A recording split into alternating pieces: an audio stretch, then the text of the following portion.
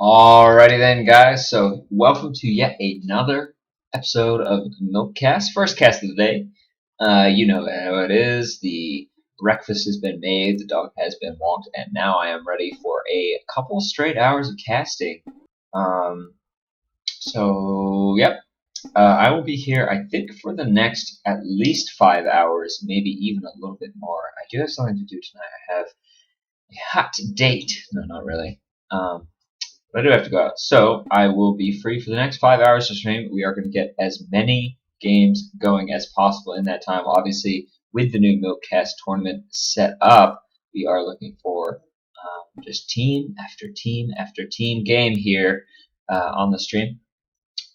If you would like a little bit of information, there is a image. If you go to m1lkcast, it's got a link to the Reddit post that has that image. Yeah, and just go ahead and take a look at that post on Reddit. It's got a little bit of information about the tournament, how to join, things like that. I do ask, please, that people don't try and add me on friends about this, about m1lkcast, because my friends list is completely full, and what it means is that now the people I actually have on my list, I don't half the time I don't get their messages. My chat just bugs out. So if you do want to get in touch with me, go ahead and join m1lkcast.com, and there is a web IRC which I sort of idle in a lot of the time. So not many people in there right now, only 8 or 9.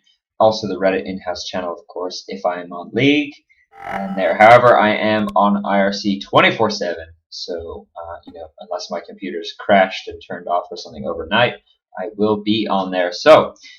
If you need to get in touch with me personally, go ahead, join that. It's m1lkcast on QuakeNet. But there is a web IRC that you don't need to have a client to join in the channel. You guys. Yeah. So also, of course, we have the Reddit in-house channel. Go ahead and join that. But at any rate, we are going to get going here because in addition to trying to go over some of this info, we do, of course, have a game to cast. Kaiser Wilhelm not going to be casting this time around. He is at work. However, I will be doing it solo. A little bit more difficult. I think Kaiser and I have a nice groove. We pretty much I start rambling about, I don't know, armor penetration or something, and then he's like, fascinating stuff, Milk, but you do realize that there is a game going on here. I guess, if you send me 37 friend requests, I guess I will add you, but please, please, please, I do ask, because I will have to just remove you right after we talk. Go ahead and just do it over the IRC or do it in the channel.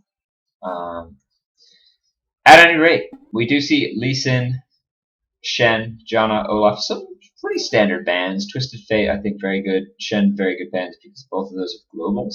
If you're your bot lane and you're just kind of like winning, having a good time, getting in your CS, getting in your poke, and then all of a sudden level 6, you have a global teleport from Shen and a semi-global ultimate, and then one of them stuns you, the other, it's just like, ugh, I was winning my lane pre-6. Especially dangerous, I think, for Cog, considering he has no escapes. So Twisted Fate ports behind you, you are screwed. By the way, Sivir, very, very, very good pick against Twisted Fate because obviously you can just gold card his stun and then waltz away. Really, what makes Twisted Fate that scary is those gold card ganks, man. So maybe if it's DreamHack and you're playing against Singaporeans, you don't really need to pick Sivir because they just blue card gank. I don't know if you guys watched DreamHack almost a year ago now, but it was a little bit embarrassing for the Singaporean teams. The Garena servers were relatively new, and I remember the team there, I think at least 3 times, and it was like consecutive too, which is what made it work. Is that the Twisted Fate would draw a blue card and then gank Hotshot GG up top, and it's just like, nope, not going to be effective. At any rate. We do see Soraka and Taric being picked up, so it could be a AP mid Soraka. Does have Smite Exhaust, which is indicative of a jungler, but I don't think that's going to be the case. I think we're just going to see a switch. So it could be AP mid Soraka, could be be jungle Taric. Those Dazzle ganks are OP, man. Sort of an interesting team comp. I'm not going to go over so much the picks and bans right now because things are looking very confusing here. I will, however, we do have that lovely 3-minute delay, which I will have time to go over things.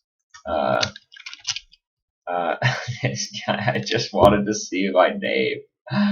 Oh, you slay me. Where are you so I can remove you? Anyway. So yeah, once again, if you do want to see your name on IRC or see your name in the in-house channel, because I will be checking these things.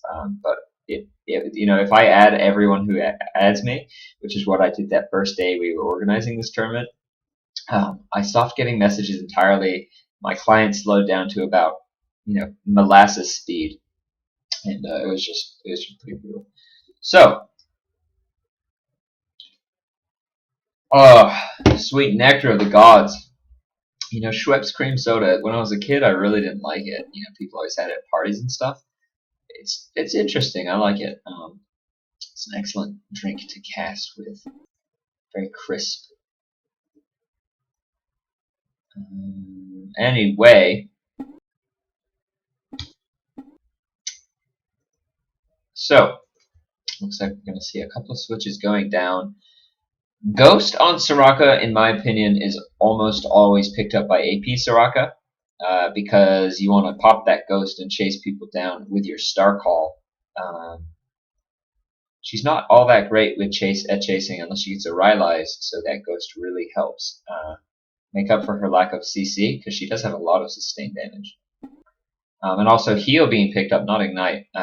Sort of standard, a little bit interesting. Less kill potential, but less likely to be killed, and I guess probably maybe even higher sustained damage because on these sustained damage champs, if you can stay alive longer while constantly throwing out your Star Call, you do actually, I guess, do more damage in a way than just if you were to get the ignite down.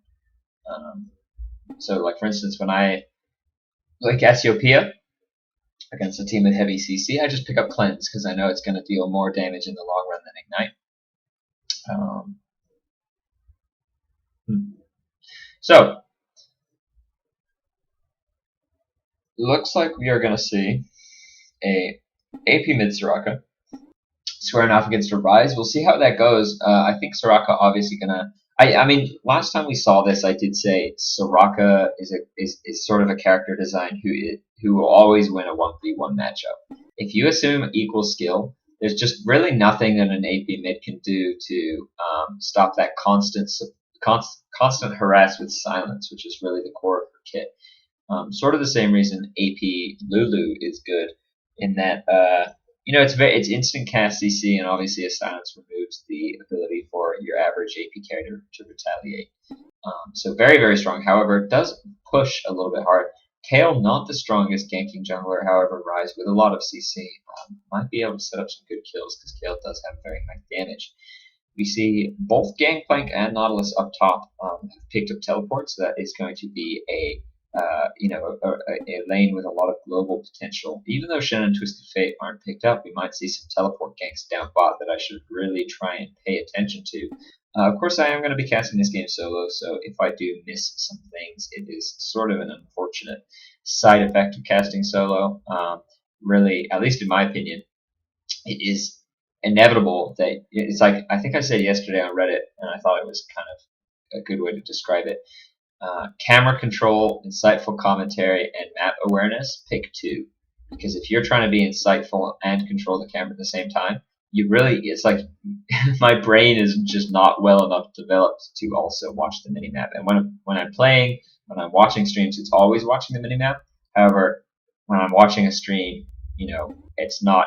I'm not trying to think of things to say live, and I'm not trying to control the camera in the first place. So I will apologize for any possible action I miss. I think Kaiser and I have done a decent job, in the more serious games and the closer games of actually really finding the action. However, it really is his job to keep me. He's always saying, Milk. Nobody cares about how much magic penetration that Soraka has. Go ahead and look bot because there's a gank. At any rate, we don't miss first blood. That is very true. We almost always find the first bloods. What we do miss a lot of though. You know what annoys me is when they have all ins up top, post 6, and it's someone like a Rumble against like a Renekton, and they can just full to zero each other with Ignite. It's just like it. What we just looked top. You were both at full health. What happened?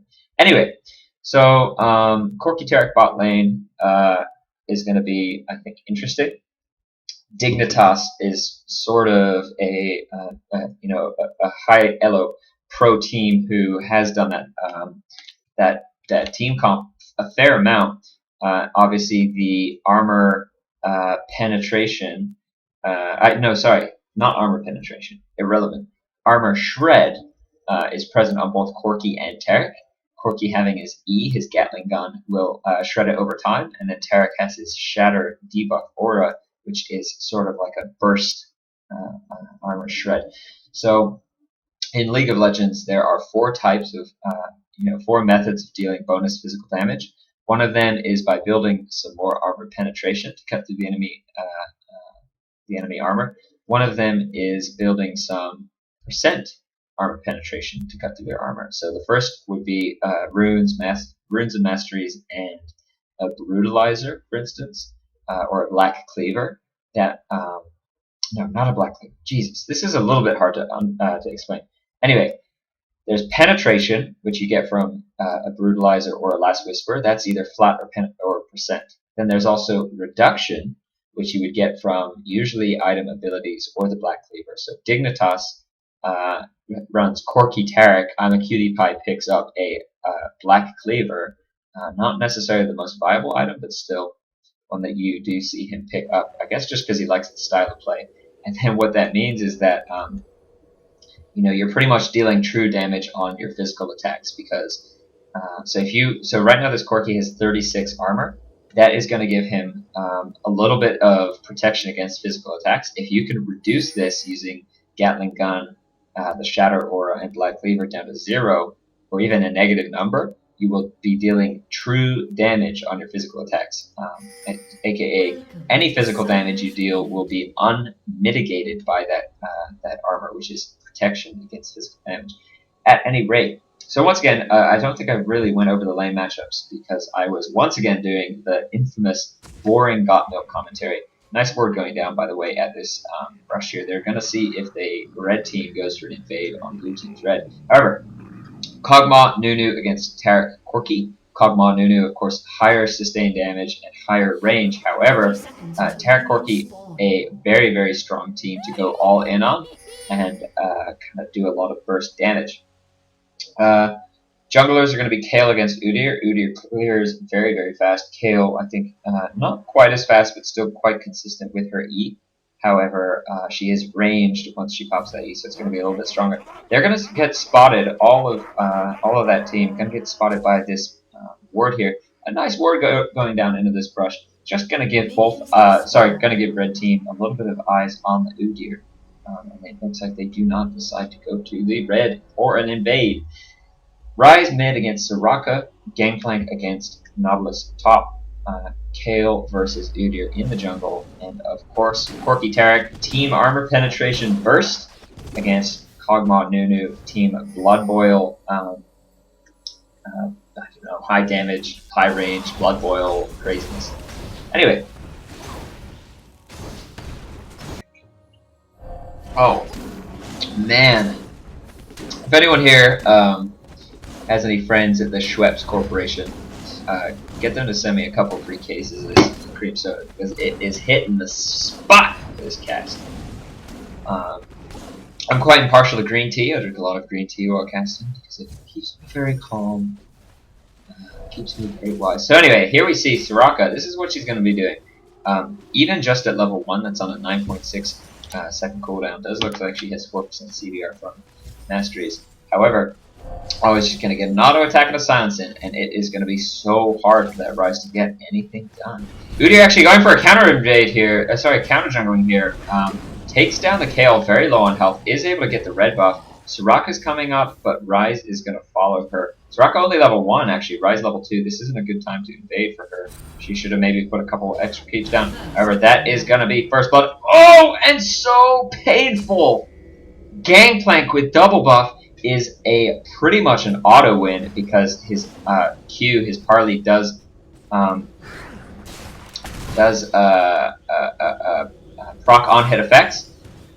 Pretty much, if you have an item, an ability which will proc on hit effects, it pretty much means that ability works just like an auto attack. Red buff, obviously, giving you not only that big slow, but also a little chunk of true damage. So, pretty much what that means is that every time he uses his parley, not only is he going to be able to use them more often and have a lot of like a very big mana pool to just spam that parley at the Nautilus, but it's also going to be slowing Nautilus even more and dealing some extra true damage. Very painful to deal with, almost as scary as something like a Nidalee up there. Not only that, but he can kind of just spam his oranges on Gangplank, obviously, remove CC, and give him a little bit of extra health. So usually you want to keep him just for the CC. However, by the way, Soraka, forced to use your glass ghost, anyway. Forced to use your ghost to get away from a Kale gank. Kale, I think, obviously has that Reckoning, which is a 35% slow for 4 seconds. Very, very strong. At any rate, we can see Nautilus already forced out of his lane. Also, it looks like Kale did not clear these small camps. Nautilus, I don't really think that this is the best idea. I think it is nice that he's just trying to wait for his lane to push. However, oh, no, I'm wrong. I was going to say, because he doesn't have sustain, he might take too much damage from this. He did start Cloth too. His jungler is in the area with Smite up though, so it's like, I don't really know. That's sort of counter-jungling your own jungler this early in the game. Later on you can kind of say like, I had my Wriggles maybe if I'm an AD bruiser type champ up top, and I'm just going to go ahead and, take this. But, that's interesting. Why does he only have blue buff now? Did I miss the fact that did he take red buff and teleport top? I think he did. I think I completely missed that. That is a strategy that, of course, we have seen from M5. I think maybe what happened was that Gangplank took their own team's red buff and teleported top, and I think I must have completely missed that while I was talking about armor penetration and armor reduction. So that is a very, very interesting strategy.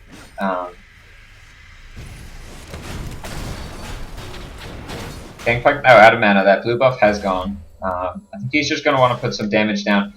If you know you're going back... Oh, sorry, lots of damage going down onto Kale mid. The Ignite goes off, however, I think the Astral Blessing is able to save her life just barely. Also forced to blow her Summoner Heal. Did get taken down very low, as did Rise.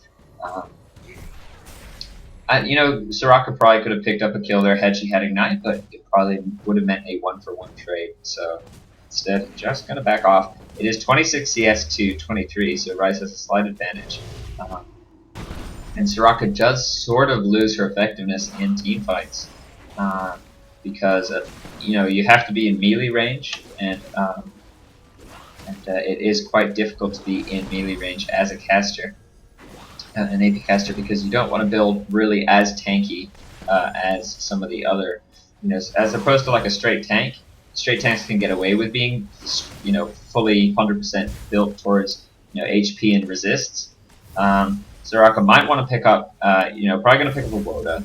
You see most Sorakas do that, but also might want to pick up a Frozen Heart, Ryla's Crystal Scepter. So she is going to be somewhat durable, not quite, however, as tanky as a pure bruiser tank. Anyway, so we do see that the blue buff has respawned here for red. So we're probably going to go over to the Gangplank. Kale, however, does get taken very, very low. Yeah, it does look like because this respawned at 7 minutes and 30 seconds, the same time on the respawn for both the blue and the red, I do think that Gangplank took that red and then just teleported top, which I had missed because I am a little bit inattentive today. First game of the day is often like this, especially when it is you are casting solo. like I said, a little bit difficult to control the camera. Try and think of interesting things to say while still watching the minimap. In this little lull of the action, we do see just kind of all the instant farming. Actually, no, I'm not going to, because I do this time I'm watching the minimap, and I see an invade. Can he get the bear stance? There it is. Almost certainly going to pick up the kill on True Knight ODA. Blue team, by the way, is Team Poopster, Team Poop. Very, very, very good at getting timings on buff, and then buffs, and then also kind of counter jungling every time those buffs are up. They have done an exceptional job, and I think 3 or 4 games they've played so far, to always be the ones in the enemy jungle. So very good job from them. That would be my cat, greeting me with his early morning call of, I'm a cat. Oh, I have nothing of value to say or do. My life is meaningless, so I'm just going to meow and ruin your cast. Actually, you know, sometimes if you guys tune in when I'm not actually streaming games, or just streaming kind of like, you know, solo queue or duo queue with friends, I do occasionally put on the cat cam, which is quite cute. Do you see a gank coming down here on this Soraka? Very wisely from Kale, putting the move speed bonus onto the Ryze. How is she so fast? 371 move speed. Ryze has 364, so I think maybe move speed wins here from Soraka plus the Ghost is very interesting. And even with Kale's move speed steroid of 18%, Ryze was unable to catch up and get that rune down. And really, not a whole lot Ryze can do to, you know, harass or push out Soraka with that blue buff. She has the silence. Ryze is sort of like a short-range sustained caster. Perfect counter pick by Soraka, because she knows she's just not going to be in a whole lot of trouble. Spam that star call, push the wave. Ryze gets very outpushed. Maybe go around and get some roaming down. And if Ryze wants to fight, just start stacking up your star call and put down that infuse, which is a silence and a relatively big damage nuke. She's not maxing it, she is maxing her star call. Generally what you want to do. And she's actually put 2 points into Astral Blessing instead of the silence. I'm gonna let my cat out. Looks like that's what he wants. And I'm just gonna put my mouse over here at Dragon. Looks like blue team is gonna take him free. Kale is up top, so we shall see.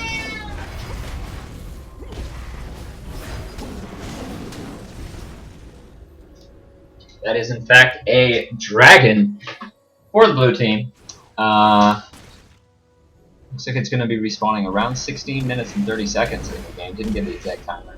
Then again, I probably shouldn't get the exact timers because I do know that a lot of the time these teams will be listening to the stream in the background just to hear kind of commentary or analysis. Maybe because I'm always such a critical jerk, they want to defend themselves, which is of course their right. We do have the 3-minute delay on spectator mode, so it's very, very difficult to ghost because you know, people are 3 minutes behind, like on the stream, 3 minutes behind where they are now. So things like wards, you don't get a good idea of where the wards are because, of course, wards last for 3 minutes. However, if I give a exact Dragon timer instead of just generally like, oh, you know, around 10 minutes, 30 seconds, then maybe the other team can use that information that they otherwise would not have. Sorry. So, looking over maybe the CS a little bit here. Oh, once again, terrible casting. Didn't see both junglers up top. Kale level 6, by the way, Udyr level 7, so Udyr with a little bit of an advantage. Did get a little bit counter jungled by his own GP level 1, but was able to counter jungle to make up for it. Ryze knows that he's around. Oh, and Kale actually has that red buff. I don't think it's going to be a kill here. They instead decide to back off. Man, everyone... You know, for a second when I saw Soraka moving so fast, I was like, is Janna being played? But no. No Janna being played. Soraka actually taking a couple turret shots, and Ryze doing a good job to maybe put down the damage. It could actually be a kill. She has that ulti, of course. She has Summoner heal. There it is. And nicely done from Udyr to turn that around, forcing Kale to both use her ulti and flash over the wall. So with that Will of the Ancients now, she's going to be healing up to a significant degree. with those Qs. Red has come up. Blue will soon be up in a couple of seconds here. So you're going to want to see what blue team is going to, maybe how they're going to divide it up. Udyr, of course, very strong with red buff because he does have to auto attack to do damage. So it's not like he's a caster, maybe. He doesn't make good use of that red.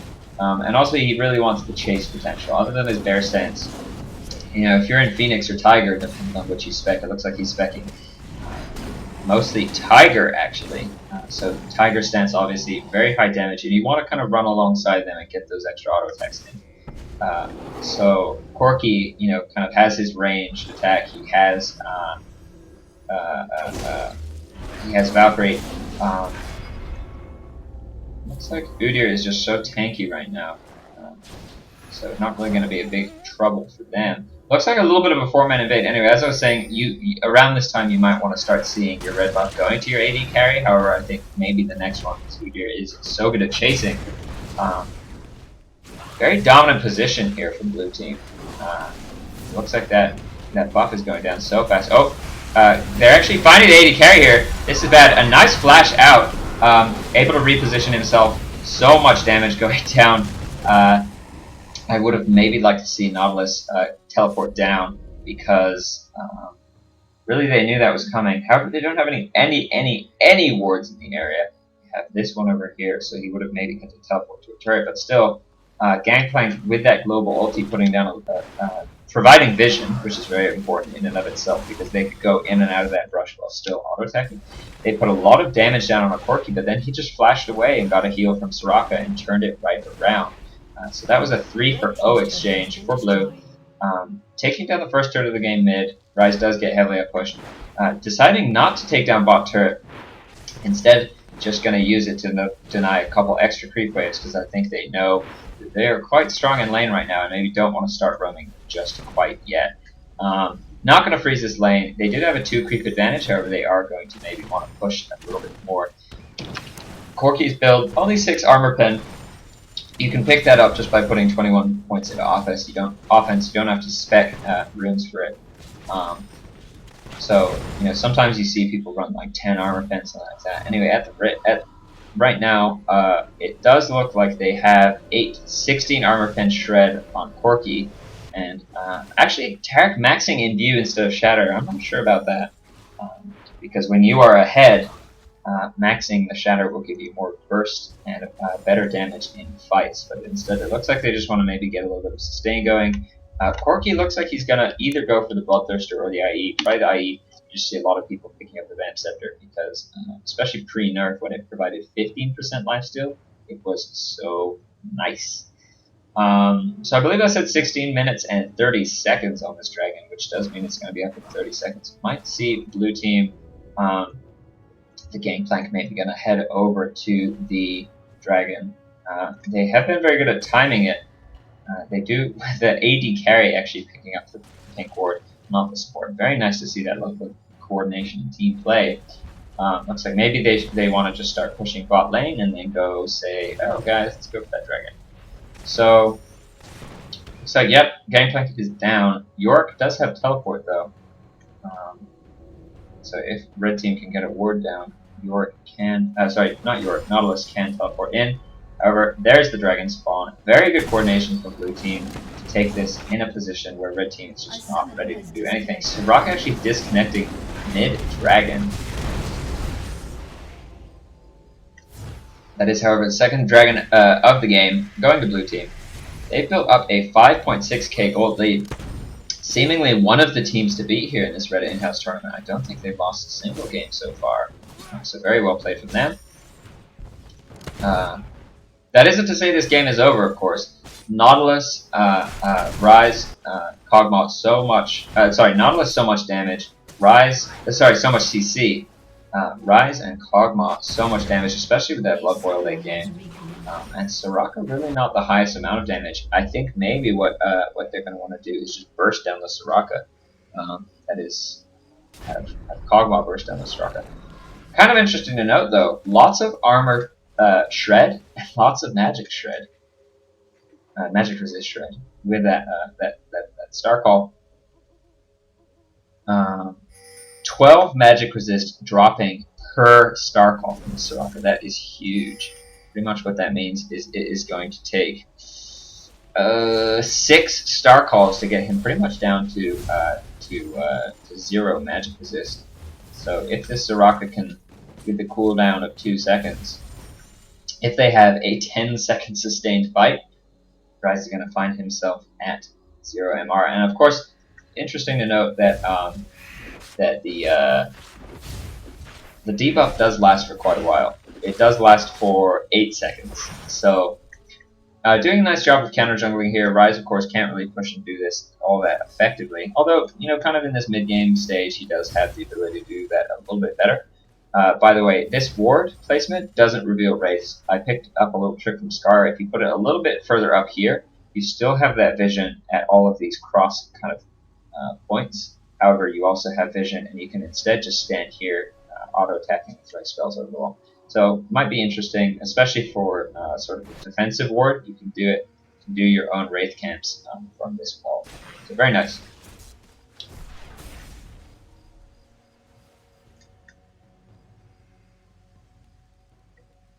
Not as much roaming as I'd like to see from Nautilus. He is, of course, very heavy on the CC. Built up double GP5, has 127 CS, so he's doing quite well up top. I thought he was really getting hammered, but no, when you've got double GP5 and only a 20 CS disadvantage, you are actually doing quite a good job. Gangplank, of course, is going to have more gold. He does have 2 kills. He does have 2 assists. He does have those assists from the Gangplank ultis. And right now that's going to take him up to 6.5 to Nautilus's 5. So he does have a 1,500 gold, quite significant. However, in terms of just like the way his own lane is going, he's actually not doing a very bad job against Gangplank, who of course is one of the hardest harassing champs in the game. So it will be interesting to see what he goes back and spends his gold on. He does have 1,700 gold. Looks like he's going to be building a Shirley's Reverie to really just give his team a lot of utility. Oh, there's so much damage coming off. If only he had an Ignite. I think one ulti when he gets his Riptide and Titan's Wrath back up. Almost certainly going to be able to pick the kill here. Not deciding to use his ulti. He does have 300 mana. I'm not quite sure exactly why. I guess he maybe doesn't want to get baited by the Soraka ulti. However, Gangplank, putting 5 points in his remove Scurvy, is going to heal 360 health on an 18-second cooldown.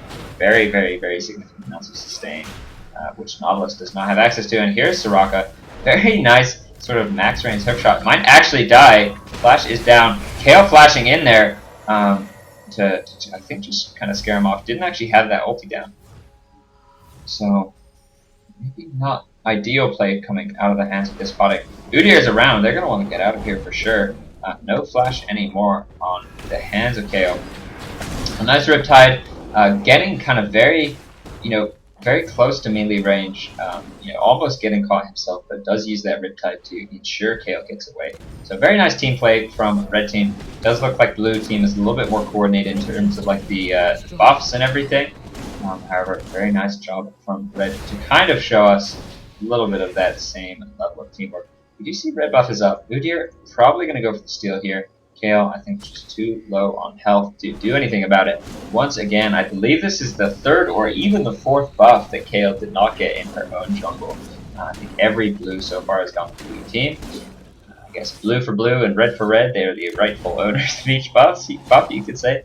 But no, it looks like Blue Team very greedy, wants the red and the blue ×2. Obviously, there are 2 red buffs and 2 blue buffs on each on the map. 1 on each side of the river. Red buff spawning here and here, blue buff spawning here and here. So Rise is spotted by Blue Team. Does drop down a ward of his own. I think that really, if this goes on, Blue Team's going to win just because they're going to outpush. However, we might want to see a little bit of group as 5 action going on from Red, which we haven't seen yet. And honestly, in lower level games, you often see things just snowball because of imbalances in skill, variation in mechanics or game sense or whatever in the lane stage itself. And what that means is that the game ends without ever seeing a team fight, which is I think a little sad. I love team fights. I love casting the team fights. I love seeing games get to that stage. So what I want to see now is Nautilus maybe grouping up with the rest of his team. That ulti is huge. Dragon is back up. Kale is out of position up top. Just really not the best control over buffs and Dragon and things like that from the blue team. Kale is up top. Maybe going to get a tower out of it. They are getting very heavily outpushed. They've lost mid, they've lost top. The only reason they haven't lost bot is because Corki is using that turret to deny the waves they push into it. However, it now looks like Kale is top, so they're just going to go ahead and shove down mid as 5. Very smart choice. 24 minutes into the game, if you lose a bot in hit, you're going to have someone pushing it out so that you don't lose a Nexus turret. And what that means is that if you see one of them bot, you can just go for Baron. However, of course, Nautilus with that teleport is going to do a decent job of stopping creep waves from getting to base. Kale, I think, probably took a turret hit or two. She's very low in health. Doesn't have any lifesteal. What am I doing? I'm looking at Kale's lifesteal when there could be a 4v4 fight going down bot. No lifesteal on jungle Kale. Not really something you see. I mean, part of the strength is that she can just auto attack each camp down. I would like to see at least a little bit of lifesteal coming out. She's having a lot of trouble staying at full health in her own jungle because I think partly because of this counter jungling going on, but also partly because lifesteal really does hurt. Soraka doing what she does the best, just pushing waves with a crazy amount of strength. Gangplank level 16 in a solo lane, that is very, very scary. Soraka actually a little bit under leveled, only level 13. Kale actually coming in behind. Nautilus only hits the Udyr, not ideal. They are targeting Udyr instead of maybe the Soraka. Kale dies without even getting her ulti off. Soraka ulti goes down, Ryze gets taken very low. If you look at how many MR reduction stacks. Oh, actually a nice kill onto the Taric. Nunu, I think, also channeling his ulti there, trying to just get a grip of, get an idea of how healthy this Ryze is. Looks like they aren't going to die. They do have creeps pushed up to turret. They might just go use the, I guess the spoils of war this time around are going to be a turret. Trinity Force picked up on, does he get the Sheen? He gets a crit. A little bit of misplay from Corki, who did use his, oh wow, and a beautiful Kale baiting that, oh wow, but Corki able to pick up a auto attack. He did actually auto attack a minion earlier. Oh wow, Udyr not blocking that Nautilus grab. Nice job to turn around from Red Team. Those were the first three kills that they picked up in this sort of engage here. So in a way, obviously the blue team kind of came out on top and picked up a turret, but in a way that sort of went in favor of Red Team if you think about it, because if you're behind and you can go even on a trade, in terms of getting a couple kills, things like that, in a way it's better because the percentage lead that the enemy team has over you gets reduced, which is very nice. You always want to just close that gap and maybe start picking up a little bit of your own strength. After all, League of Legends is not a game that deals with absolutes. It is a game that deals with relative strength. Actually, surprising because I guess maybe Blue Team just so confident that they don't really want to know, they don't really need to know whether the enemy team is going for Baron or not, because they know they're in their jungle all the time. And Oracle's picked up on Udyr, going to take down the wards and things. He only has a Shurelya's and a Phage. Probably going to be building that new Frozen out. But at any rate, 3 wards picked up for him. Taric has a ward. Does Soraka have any wards? No, but lots of the enemy team doesn't have wards. Frozen Heart, there it is, picked up. Would like to see a Rylai's to get that AoE slow going down. She does have Merc Tread, so she's not going to be all that much affected by things like the Nunu Ice Blast or the Ryze Rune Prison. However, if she gets caught, she is still quite squishy. Does have a lot of burst heal, but if she gets hard CC down, maybe with an Nautilus ult, I think that she is one of the better targets. She just deals so much sustained damage and also takes out so much health. Udyr not going for that ward, instead just using the oracles to provide vision on Corki pick it up, because we don't want to get engaged on with that scary Nautilus hook. Not quite as scary as a Blitz grab, of course, but still very, very scary in its own regard. Just going to give. Looks like Soraka's blue buff is almost gone. I'm just going to go ahead and give that to her. Gangplank is bot, which is smart because he does have his teleport up, plus that global ulti. So I would like to see maybe red team send their own Nautilus bot. Wow, so much damage coming out for CogEZ. Even though he is behind in terms of gold, it is 7.1k to 8.4, so he's about 1,000 gold behind. However, he can just use that range so effectively and that Blood Boil to put down so much damage. Does of course have an, actually no, doesn't have an Infinity Edge. No, Corki has one, but I guess that is just how far ahead Corki is. Did have that red buff though, and 1,900 gold in his inventory. It's about 2,180, I want to say, once you get the BF sword. Nautilus maybe gonna find Gangplank and switch attacks off. Oh, and here we go. Blue team gonna go for that. Baron. Nautilus cannot actually get there in time because there are no wards put down. They did just put down a ward here. Come on, Nautilus. Where's the teleport? I think maybe trying to stop the teleport from Nautilus. KO gets taken down very low, and ooh, I think maybe a little misclick. Rise gets a nice. Nunu gets a nice ulti off. Corki jumps over the wall to avoid that Nautilus ulti, and that looks like it could be a 4-for-0 exchange. So much damage going down on this Soraka. This is the second time she got taken low, however, just not enough first. 4-for-0 exchange from blue team. Certainly going to be able to pick up a free uncontested Baron here, as Rise is not going to be able to even attempt the steal. Nautilus picking up an Abyssal Scepter, kind of a smart idea. Rise really benefiting from that, that magic. That is also a magic resist shred. So this game just has so much shredding going on. Armor shred, magic resist shred, just everything. Does look like blue team just going to go for a little bit of a push down here. They do have the Baron buff, which is going to give them some nice regen. Looks like they might back off. They just knew that turret was a little bit low, and they had the creeps and rounds for it. So Udyr at 3.2k gold, only sitting at that page right now. Probably going to want to go back and buy. Kog'Maw 2150, so close to getting his Infinity Edge. Almost certainly will get it after this wave when he decides to go back. And that is going to be very good for the power level of Kog'Maw. Corki obviously having a Phantom Dancer. So he is going to be like 1650 gold ahead of the Kog'Maw, I want to say. At least in terms of the, the actual item advantage. He is going to have 35% more attack speed, 20% more crit chance, and 7% more MS. And that's pretty much the only, in terms of the items they built, the only difference in stats. However, you do have to keep in mind, Kog'Maw will be attacking faster because of his 65% attack speed steroid off of Nunu, as well as the passive 15% attack speed steroid. He is maxing that last 15% attack speed steroid off of his caustic spittle. Will turn into 30% from 15, however, for now. That's it. So, whereas D's maining AD bot, of course, he has, I think, over 2,000 ranked games played Season 2, so very experienced player. Not quite able to pick up the win against this this dream team, if you will, these Red House 5s, just because of the, there's mechanics which are important.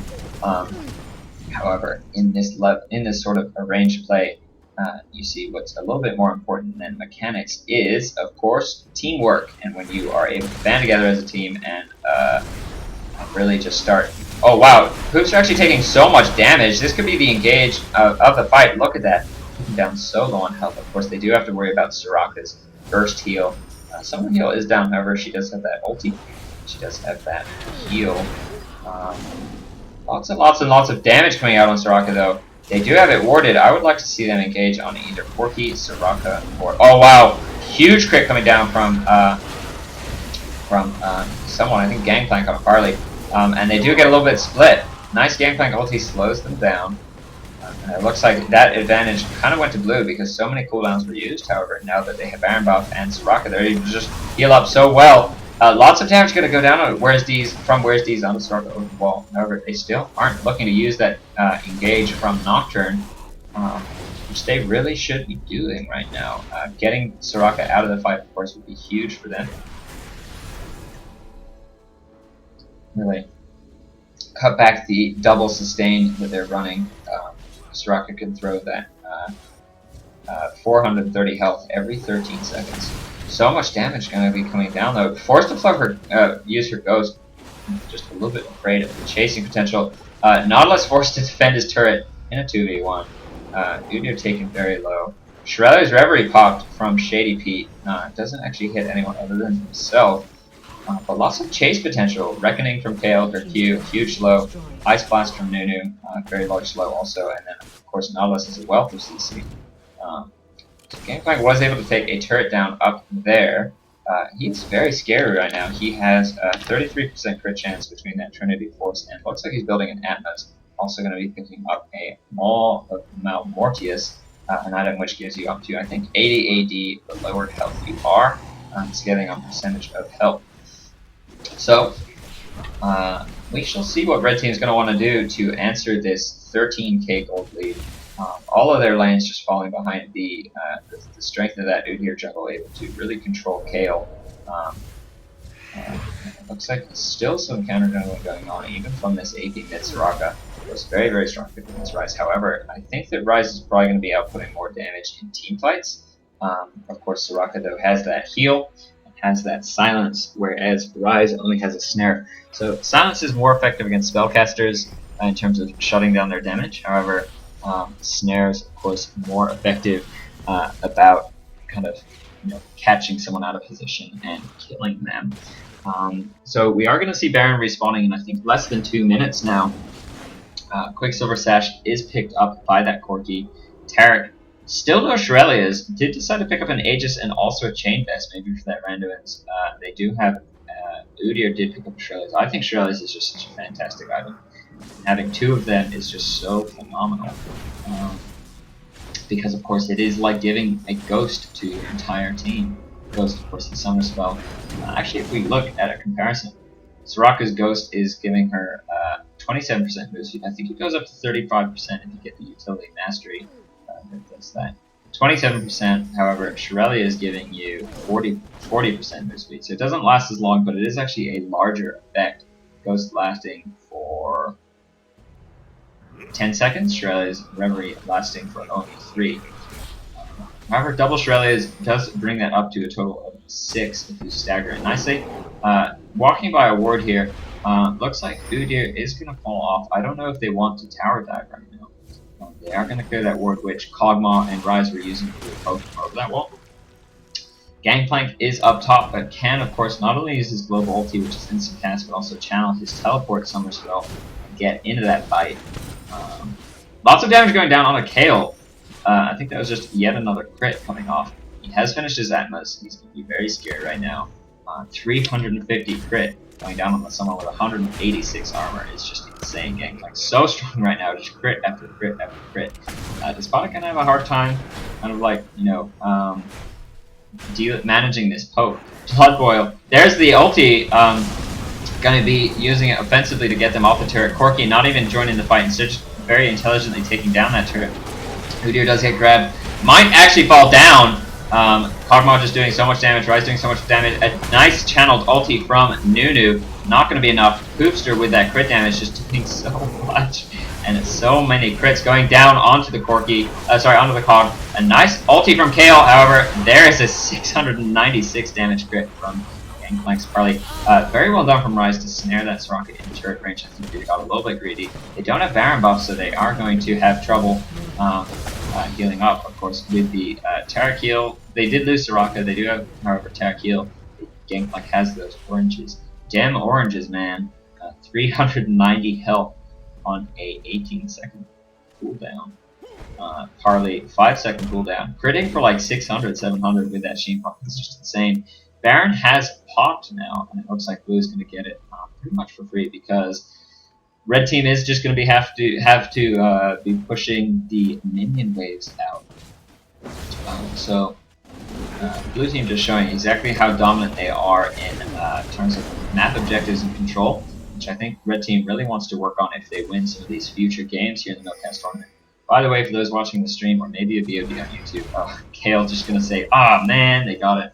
For those watching either the stream or a VOD on YouTube, we are still accepting new teams in this tournament. It will be sort of a kind of like as it happens type format. This isn't a elimination tournament yet. It is just going to be a leaderboard. A bracket will be single bracket will be available in two to I'd say 2 to 4 weeks time when all of the teams or most of the teams have played each other.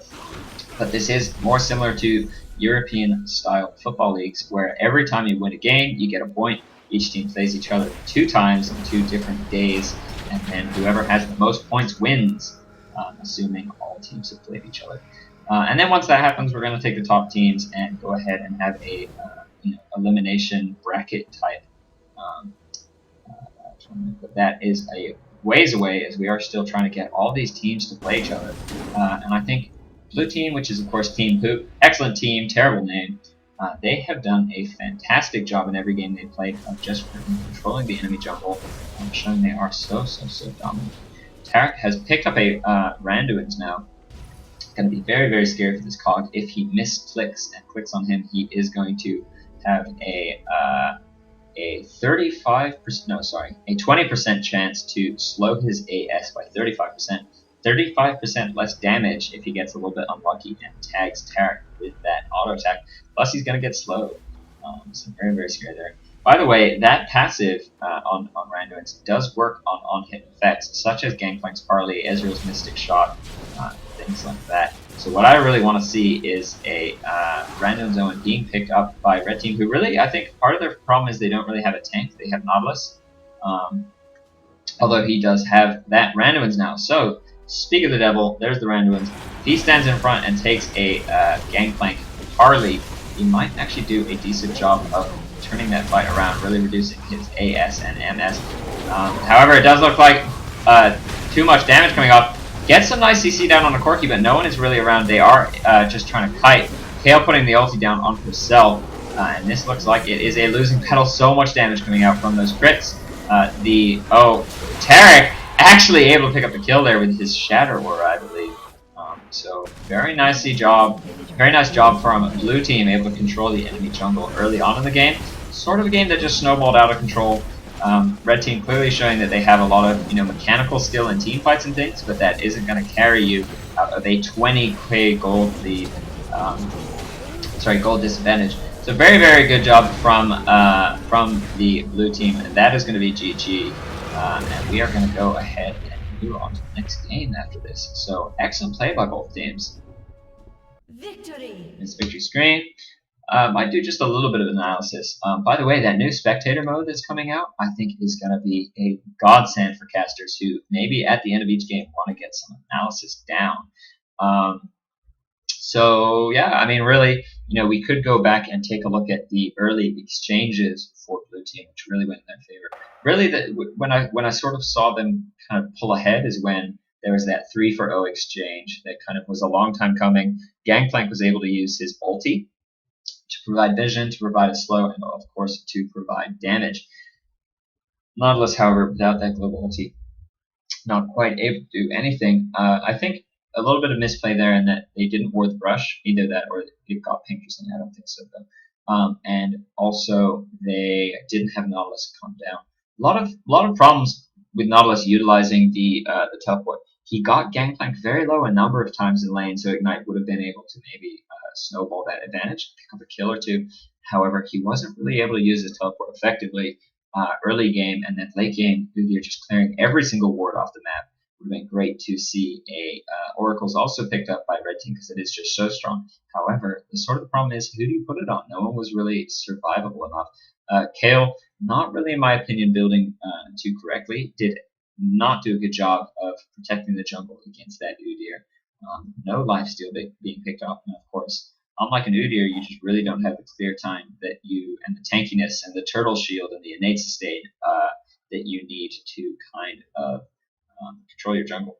So overall, nicely played from both teams. However, really what it came down to was the amount of coordination that Blue Team had able to really secure the enemy jungle. So I'm going to go ahead and say GGWP. I'm going to move on to the next game that we are going to cast here on m1lkcast. I think it's going to be another solo cast, but at any rate, VODs will be available on youtube.com/milkcast. Once again, if you're joining us, be sure to check out the website milkcast.com, where there is an IRC where you can, of course, ask me questions. So I'm going to go ahead and say GGWP and end this recording. Very well played by both teams.